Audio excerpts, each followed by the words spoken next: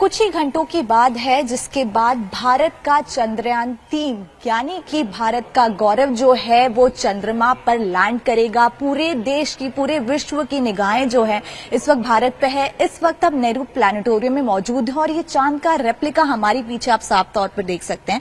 अब पूरे चंद्रयान-3 कैसे काम करेगा, क्या कुछ उसकी डिटेल्स हैं, उसे और ज्यादा एक्सप्लेन करने के लिए हमारे साथ चिंतन जोशी जी मौजूद हैं। तो आपसे जानना चाहेंगे, अभी कुछ ही घंटों की बात है कि हमारा चंद्रयान-3 यानी कि भारत का गौरव जो है वो चांद पर लैंड करेगा। हम पीछे चांद का रेप्लिका देख रहे हैं, तो अगर आप हमें सरल मायने में बता सके कि आखिरकार चंद्रयान-3 किस तरीके से काम करेगा, कौन से सरफेस पर लैंड करेगा, तो थोड़े विस्तार में हमें बताइए। देखिए, जैसे हम जानते हैं, यहाँ देख रहे हैं कि चंद्र का जो ध्रुव प्रदेश है वो ठीक पृथ्वी के जैसे है। वहां पर यानी सूर्य की किरणें सीधी नहीं पहुंच पाती है। तो अब तक जितने भी मिशंस मून पर लैंड हुए हैं चंद्र पर, वो जनरली जो इक्वेटर, विषुववृत्त के जो एरिया है चंद्र पे, उसके आसपास ही लैंड हुए हैं, few latitudes up and down to the equator. पर यहाँ पर ये जो नीचे ध्रुव प्रदेश है, वहां पर सूर्य की किरणें टेढ़ी पहुंचती हैं। तो वहां पर चंद्र के निर्माण से अब तक जो वहां पर तत्व थे, जो पानी था, जो बर्फ थी, वो एज इट इज है। तो उनकी खोज करने के लिए स्पेशली हमने ये भेजा है और आज तक किसी भी देश का सफल लैंडिंग वहां पर, सक्सेसफुल लैंडिंग नहीं हुआ है। तो वहां जो साउथ पोल है, वहां पर हम चंद्रयान-3 को लैंड करने वाले हैं और वहां पर हमें बहुत सारे जो टेक्निकल हमें वहां पर बहुत सारी डिफिकल्टीज भी आ सकती हैं, पर इस समय हम उन सबको सॉल्व करने के लिए तैयार हैं। इस तरह की कुछ बनावट और इस तरह के हमने भेजा है। तो वहां पर जो है विक्रम लैंडर जो है वो कुछ ही समय बाद लैंड करेगा। लैंड करने के बाद उसमें से कुछ मिनटों घंटों के बाद जो प्रज्ञान रोवर है वो अलग होगा उसमें से, और वो जो रोवर 14 दिन तक काम करेगा। तो पहले हम रोवर के बारे में जानकारी ले लेते हैं कि रोवर क्या करेगा कि जो वहां पर जो रेयर अर्थ एलिमेंट्स है जो पृथ्वी पर कम मात्रा में पाए जाते हैं, तो उन और पानी, उनके ऊपर खोज करेगा वो, और क्या क्या है अंदर स्पेक्ट्रोस्कोपी वगैरह करेगा। और जो विक्रम लैंडर है जो लैंड करेगा, मैन जो सॉफ्ट लैंडिंग करेगा, उसके पास बेसिकली जनरली 3 ऑब्जेक्टिव्स होंगे। पहला तो अर्थ की जो मून की जो सिस्मिक एक्टिविटी है, वहां पर क्वैक्स आते हैं, कितने भूकंप आते हैं, उसकी जानकारी लेगा। उसके बाद जो हीट फ्लो होती है, थर्मल फ्लोइंग जो होता है सरफेस के ऊपर, उसकी वो जानकारी जुटाएगा। और तीसरी जो है मून का जो क्रस्ट एंड मेंटल है, उसको डीनिलेट करेगा। मतलब कि वो एग्जैक्टली कहाँ से जाता है, जमीन के कितने नीचे क्रस्ट है, कितने नीचे से मेंटल शुरू होता है, वो हमें पता है, बट उसको और एक्यूरेसी से और प्रिसाइज से मैपिंग फिर से करेगा। चिंतन जी, इस बार कौन से हम साउथ पोल पे, साउथ सरफेस पे जो है वो लैंड करने वाले हैं, तो इस बार हमने साउथ सरफेस ही क्यों चुना है? क्योंकि अभी तक किसी का भी आई थिंक सो वहां पर लैंड जो है चंद्रयान-3 वो नहीं हुआ है, तो इस बार भारत ने साउथ सरफेस को ही क्यों चुना है? इसका कारण ऐसा है कि जैसे मैंने आपको कहा कि इक्वेटर पर बहुत सारे लैंडिंग्स हो चुके हैं, तो हमें इक्वेटर पे क्या क्या है, हम क्या कर सकते हैं, इसके बारे में ऑलमोस्ट सारी जानकारी है। पर जो हमें नहीं पता, जैसे हम भारत को विश्व गुरु मानते हैं कि दुनिया को हम बताएं कि जो उनके पास ज्ञान नहीं है, वही भारत हमेशा से करता आया है और करेगा। तो दक्षिण ध्रुव के बारे में बहुत कम जानकारी थी, क्योंकि वहां पर it is a very difficult task, क्योंकि वहां पर ठंड भी बहुत होती है, क्योंकि सूर्य की किरणें टेढ़ी पहुंचती है। तो ठंड में जो है कोई किसी भी इक्विपमेंट जो है बिगड़ने की संभावना ज्यादा होती है, क्योंकि कभी कभी टेम्परेचर -250 सेंटीग्रेड के नीचे वहां पर पहुंच जाता है। साउथ सरफेस अगर हम मून पे देखें तो साउथ सरफेस अभी कौन सा है, अगर आप दर्शकों को दिखा सकते हैं, तो ये वही एरिया है जहां पर हमारा चंद्रयान-3 जो है कल 6:04 पर लैंड हो सकता है। और ये सरफेस के बारे में आप कुछ बता रहे थे, जानकारी दे रहे थे।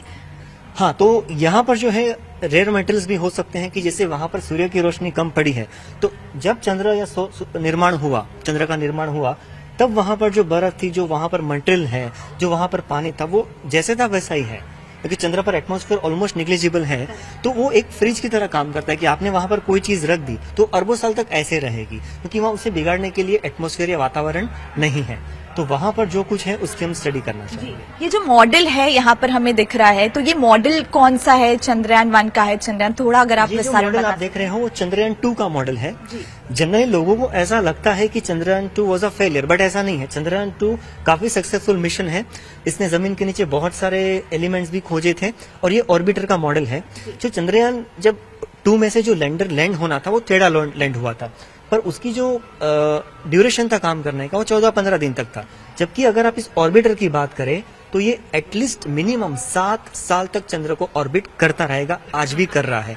तो ये मून के जो नेग्लिजिबल एटमॉस्फेयर है उसकी भी स्टडी करेगा, सनरेज जो सन से आते हैं उसकी स्टडी करेगा, उसके अलावा जो मून डस्ट है उसकी स्टडी की जाएगी। अदर देन दैट जो मून का मैपिंग है वो भी और अच्छी तरह से हम कर पाएंगे। क्योंकि इसी तरीके का कुछ चंद्रयान-3 भी अभी ऐसे ही कोई एरिया में जो है वो घूम रहा होगा, अभी कहाँ तक पहुंचा होगा? चंद्रयान-3 में केवल लैंडर है और रोवर है। जो लैंडर अलग हुआ प्रोपल्शन मॉडल के बाद वो अर्थ की स्टडी करेगा, चंद्र के आसपास घूमने वाला इसमें कोई ऑर्बिटर नहीं है। और लैंडिंग इतनी ज्यादा अहम क्यों मानी जाती है? आखिरी के कुछ मिनट कहा जाता है काफी ज्यादा इंपॉर्टेंट होते हैं कोई भी चंद्रयान-3 के लिए, तो उसके बारे में बताइए कि कौन से सरफेस पे लैंड होगा, कैसे लैंड होगा, और इस बार स्तंभ जो है वो 5 की जगह 4 लगाए गए हैं, तो उसके बारे में थोड़ी जानकारी। कैसा है कि जब जैसे हम नॉर्मल एरोप्लेन में कहते हैं कि टेक ऑफ जनरली इजी होता है, लैंडिंग इज टू डिफिकल्ट, क्योंकि उसमें जो है आपका एक पर्टिकुलर एंगल भी काम करता है। और ये जो सरफेस है जैसे हम कहते हैं ये हमारे सबके लिए न्यू है। यहाँ पर बहुत बार लैंडिंग हो चुकी है, यहाँ पर लैंडिंग काफी कम हुई है। तो उस तरह के जो टफ डिफिकल्ट एरियाज में हम डिफिकल्ट टास्क कर रहे हैं, तो हमारा जो है वो काफी एम डिफिकल्ट कहते हैं कि वहां पर उपलब्धि का पाना काफी डिफिकल्ट हो जाएगा, but India will get success, Bharat को सक्सेस मिल जाएगी आराम से, ऐसे हमारा विश्वास। तो आपका कहना है कि ये जो सरफेस आप बार बार दिखा रहे हैं, यहाँ पर कई बार चीजें जो है वो लैंड हो चुकी हैं, लेकिन साउथ सरफेस पे पहली बार जो है कोई भी सॉफ्ट लैंडिंग की बात करेंगे।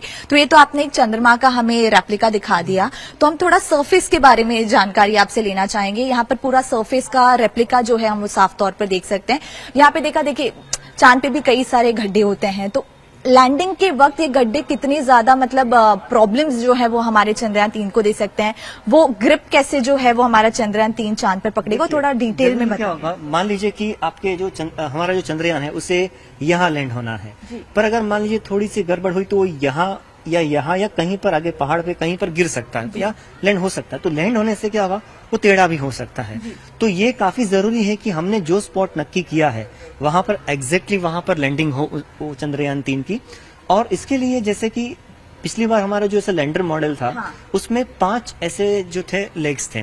इस बार जो सेंटर लेग है उसे रिमूव करके केवल 4 ही रखे गए हैं, तो अपने आप को अच्छे से बैलेंस कर पाए और थ्रस्ट में बदलाव दे पाए। और कितने दिन तक अगर हम लैंडिंग कर लिए तो कितने दिन जो है चंद्रमा के आसपास चीजें में, और कितनी डिटेल्स, जैसे अभी आपने बताया कि चंद्रयान-2 को हम ये नहीं कह सकते कि वो फेल हुआ है, तो इसके बारे में थोड़ी और जानकारी दीजिए कि अगर हम लैंड हो गए कल तो उसके बाद कैसी सारी चीजें काम होंगी। लैंड होने के बाद जो विक्रम लैंडर है उसमें से कुछ मिनटों बाद रोवर अलग हो जाएगा। रोवर जो है वो रोवर 14 दिन तक वहां पर काम करेगा। 14 दिन के अंदर वो वहां पर जमीन के नीचे कौन से रेयर एलिमेंट्स है जो पृथ्वी पर ऑलमोस्ट नहीं पाए जाते या कम मात्रा में पाए जाते हैं, उसके ऊपर स्टडी होगी। जमीन के नीचे जो पानी है जो चंद्रयान-1 ने खोजा था उसकी भी स्टडी वहां पर होगी। और जो लैंडर है वो अर्थ, जिसपे अर्थक्वेक आते हैं वैसे मून क्वेक्स भी आते हैं, तो वहां पर कितनी फ्रीक्वेंसी से आते हैं, कितने प्रमाण में आते हैं भूकंप, उसकी स्टडी होगी। उसके अलावा जो हीट कैसे फ्लो होती है मून की सरफेस के ऊपर और मून के ऊपर, उसकी स्टडी होगी। और जो क्रस्ट और मेंटल है, जमीन के नीचे का जो भाग है वो वहां कहां से मेंटल शुरू होता है, कहां क्रस्ट खत्म होता है, इससे और भी एक्यूरेसी के साथ नापा जाएगा। ये विक्रम लैंडर करेगा। तो इस बार चंद्रयान-3 क्या कुछ खोज जो है वो, कैसे लास्ट टाइम हमने पानी की खोज मतलब हो चुकी है, तो इस बार क्या कुछ हमारे जो इसरो के लोग हैं वो आज इस बार क्या कुछ नई खोज करने वाले, क्या कुछ डिटेल्स जो है वो हमें जुटा के मिले? इस बार जो, जैसे मैंने आपको कहा कि रेयर एलिमेंट्स की खोज होगी, जिसका उपयोग हम फ्यूचर में जो हमारे मून मिशन होंगे उसके लिए भी हम कर सकते हैं। जी, और सॉफ्ट सरफेस अगर आप हमें बताएं कि आप बोल रहे हैं कि एक सॉफ्ट सरफेस लैंडिंग की काफी ज्यादा, तो इस रेप्लिका में अगर आप हमें थोड़ा विस्तार बता सकें कि सॉफ्ट लैंडिंग के लिए कैसी चीज, मतलब कौन से एरिया की जरूरत होती है, बिकॉज खड्डे हो गए, आपने कहा पहाड़ होते हैं, सारी चीजें होती हैं। हम जानते हैं चंद्र पर बेसॉल्ट है, वो कैरम पाउडर जैसा बेसॉल्ट होता है, तो वो एकदम पृथ्वी से सॉफ्ट एकदम ठोस नहीं है। अगर आप वहां पर लैंड करें, थोड़ा आपका जो भाग है वो थोड़ा जमीन के नीचे धंस सकता है, तो ये काफी डिफिकल्टीज पैदा कर सकते हैं। और स्पीड कितनी होनी चाहिए, क्या कुछ होना चाहिए लैंडिंग के वक्त? और स्पीड जो है, क्योंकि हम जानते हैं कि चंद्र पृथ्वी से छोटा है, उसका मास भी कम है, तो स्पीड जो है वो कुछ मीटर पर सेकंड से लेकर ऑलमोस्ट 0 तक की जाएगी, जिससे वो आसानी से कम स्पीड में लैंड कर पाए। हो सकता है। तो आप क्या कहेंगे, कुछ ही घंटे बाकी हम कह सकते हैं कि हमारा चंद्रयान-3 भारत का गौरव जो है वो चांद पर जो है साउथ सरफेस पे जो है वो लैंड करने वाला है। कितनी एक्साइटमेंट है, क्योंकि आप भी इसी फील्ड से जुड़े हुए हैं।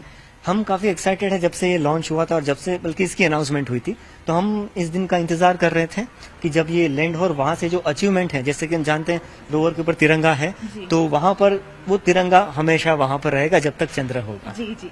तो ये थे चिंतन जी जिन्होंने सरल मायने में हमें बताया कि आखिरकार चंद्रयान 3 कैसे लैंड होगा, कौन से सरफेस पे लैंड होगा। रेप्लिका को दिखाकर सारी जानकारी जो है वो चिंतन जोशी ने हमें दिया। पूरे देश, पूरे विश्व की निगाहें जो है वो भारत के गौरव चंद्रयान 3 पर है। अभी कुछ ही घंटों की बात है जिसके बाद भारत का झंडा जो है वो चंद्रमा पर लहराते दिख सकता है। वीडियो जर्नलिस्ट रमेश के साथ श्रेया दुबे, न्यूज 18 इंडिया, मुंबई।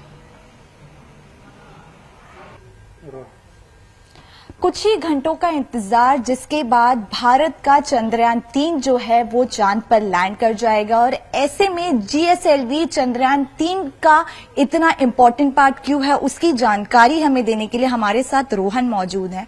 तो रोहन, पहले तो हमें बताइए कि पीएसएलवी और जीएसएलवी में कितना डिफरेंस है, क्योंकि जीएसएलवी चंद्रयान 2 और चंद्रयान 3 में काम आया था और पीएसएलवी चंद्रयान 1 के लिए काम आया था। तो थोड़ा हमें पूरे डीपली एक्सप्लेन करिए कि दोनों में डिफरेंस क्या है और इस बार भी चंद्रयान 3 में जीएसएलवी का इस्तेमाल क्यों किया गया। जैसे चंद्रयान 1 में पीएसएलवी यूज किया था क्योंकि वहां पे उन्होंने सिर्फ एक ऑर्बिटर था और एक इम्पैक्टर था।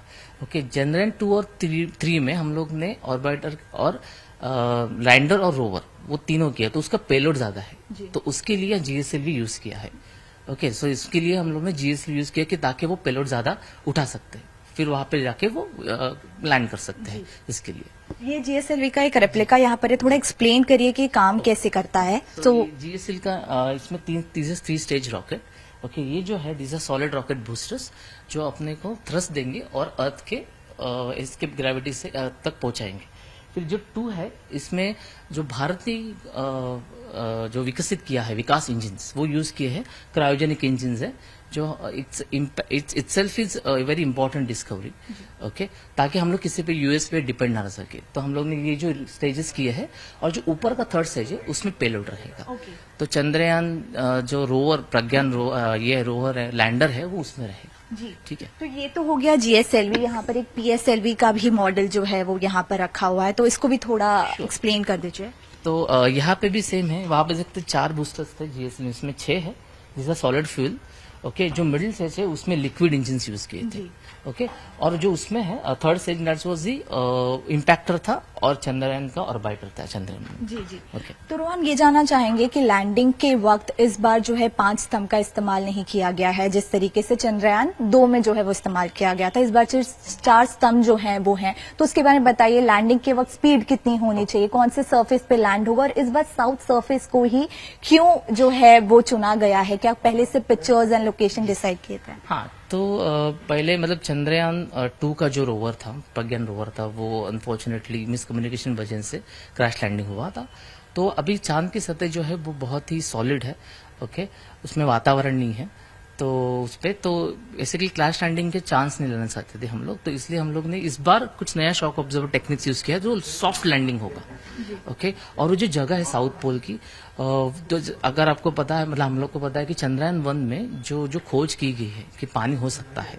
ओके, तो साउथ पोल में अभी तक कोई मिशन नहीं है, तो शायद वहां पे हो सकता है, क्योंकि क्रेटर्स के अंदर कि जहां पे किरणें कम होती है तो वहां पे सेडिमेंट्स में या रॉक के अंदर पानी हो सकता है, पॉसिबिलिटीज है। तो वो डिस्कवर करने के लिए जैसे चंद्रयान 3 मिशन का इस्तेमाल किया। किसी रशिया का भी लूना 25 जो है वो पहुंचने वाला था लेकिन फेल हो गया, तो क्या आपको लग रहा है कि क्या उस टाइम पे क्या कुछ डिफिकल्टी साबित हुई कि वो नहीं पहुंच पाए? थोड़ा वो भी एक्सप्लेन करिए। एंड कॉस्टिंग को लेकर भी काफी ज्यादा चर्चे हो रहे हैं और दिन, मतलब कैसे उन्हें काफी कम दिन लगे चंद्रमा पर पहुंचने पे, हमें थोड़ी सी हाँ, तो बेसिकली कॉस्ट जो स्पीड है, अगर आपने देखा कि रशिया का जो लूना 25 जो क्रैश हुआ अनफॉर्चुनेटली, ओके, तो वो टेक्निकल ग्लिच था, कम्युनिकेशन ग्लिच है, क्योंकि साउथ पोल में कभी कभी सूरज की जो किरणें, जो अपने कम्युनिकेशन जो होता है अर्थ के साथ, वो शायद स्थापित नहीं हुआ होगा। और दूसरी चीज है कि जो कॉस्टिंग है, कि अगर आपने देखा वो 5 दिन में रशिया का जो उन्होंने लैंड करने की कोशिश की थी, तो उसके लिए उतना लिक्विड फ्यूल इंजन जो है वो बहुत, तो उससे कॉस्टिंग ऑटोमेटिकली बढ़ता है। मगर यहाँ पे हम लोग ने ग्रेविटी असिस्ट का सहारा लेके, जैसे हम लोग ने मंगलयान में भी किया था, तो लो कॉस्ट में हाफ दी बजट में हम लोग ने वो स्थापित करने की कोशिश कर रहे हैं, वो मिशन पूरा करने की कोशिश कर रहे हैं। और ये बताइए कि आखिरी के चंद मिनट इतने ज्यादा अहम क्यों माने जाते हैं? कहा जाता है कि लैंडिंग काफी ज्यादा इंपॉर्टेंट है और चांद पे काफी ज्यादा गड्ढे भी हैं, तो वो सरफेस, वो जगह कैसे चुनी जाती है? काफी सारी पिक्चर्स भी जो है वो बाहर आ रही, जो काफी ज्यादा क्लियर और क्लोज नजर आ रही। तो वो जो पिक्चर्स आ रही वो ऑर्बिटर से है, चंद्रयान-1 के। ओके, तो वहां से हम लोग ने पहले से ये सब प्लान कि कहाँ पे उतरना है, कि साउथ पोल पे कहाँ पे उतरना है, कि जाके ताकि वो कम्युनिकेट भी अर्थ के साथ कर सके। और जैसे ही वो जो लैंडर्स या फिर जो रोवर निकलेगा, या फिर जो लैंडर पहले सॉफ्ट लैंड होगा, तो वो कम्युनिकेशन विल बी मैन्युअल, क्योंकि वहां पे रॉकेट में कोई इंसान नहीं है। तो जो भी है वो अर्थ स्टेशन से हम लोग ने मैनुअल करना पड़ेगा, मैन्युअल उसको। तो उसके लिए ये जो चंद सेकंड्स या फिर चंद मिनट्स है वो बहुत काफी इंपॉर्टेंट है, कि उसका अगर कुछ टेक्निकल ग्लिचेस आए, तो हम लोग ने अभी रिजल्ट देखा लूना 25 का, तो वो ना हो, इसलिए वो बहुत ही इंपॉर्टेंट है। बहुत ही हर एक स्टेप से उनको जाना पड़ेगा ताकि वो आराम से उतर सके। जी, मेरा आखिरी सवाल ये है, कुछ ही घंटों का इंतजार है, जिसके बाद भारत का तिरंगा चांद पर एक बार फिर लहराएगा, तो इसको लेकर क्या कुछ विशेष, कितनी ज्यादा एक्साइटमेंट जो है आप लोगों के अंदर?